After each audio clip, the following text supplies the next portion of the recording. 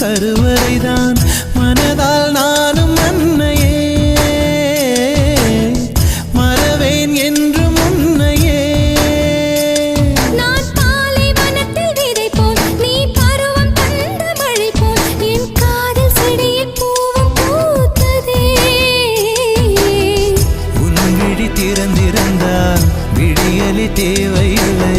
உன்னை நான் துறந்திருந்தால் உயிரது சொந்தமில்லை இத்தனையும் இனி கிடைக்குமா கிடைக்கும் கிடைக்கும் நான் கூட சொல்கிறேன் அழகே பிரம்மனிடம் மனு கொடுக்க போயிருந்தேன்